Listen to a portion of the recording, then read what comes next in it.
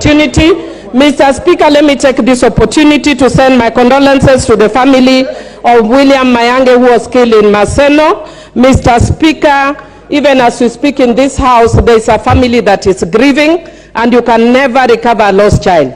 So I just want to say pole to the family of William for the loss, unnecessary loss of a youthful life. Mr. Speaker, I want to say that Article 1 of the Constitution of Kenya says all sovereign power belongs to the people of Kenya and shall be exercised only in accordance with the Constitution.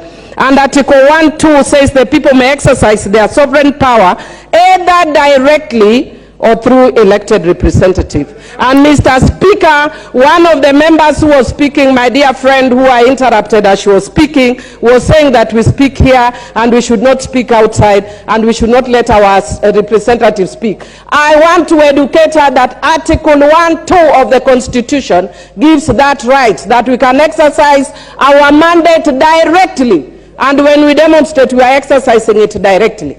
So we cannot be having tyranny in the house. We can also have tyranny outside the house. Mr. Speaker, I also just want to say that Article 37, and I want to agree with members across the divide, and I want to thank Honorable Muya for speaking very soberly and saying that Article 37 allows for picketing and peaceful picketing. And I want to say both our side and their side are saying the same language.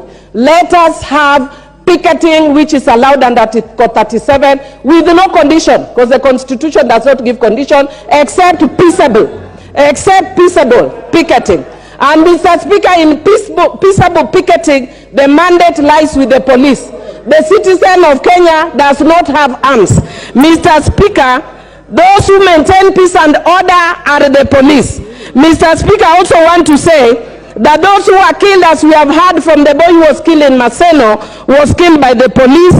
And I also want to add that when the business community restrained from doing their business, they restrained from doing their business because of fear-mongering by people like my good friend, who I don't want to mention lest he can stay a point of order. Mr. Speaker, I want to say that those who close their businesses close because of fear-mongering. And we know my friend who does fear-mongering.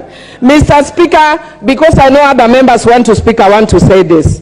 I want to thank you, Mr. Speaker, for giving this House direction that it is actually wrong for us to be mentioning other people who are not here and calling them names, like regrettably my good friend Honorable Ichungwa called Honorable Raila an urban terrorist.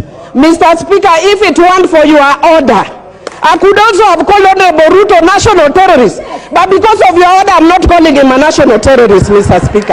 And finally, Mr. Speaker,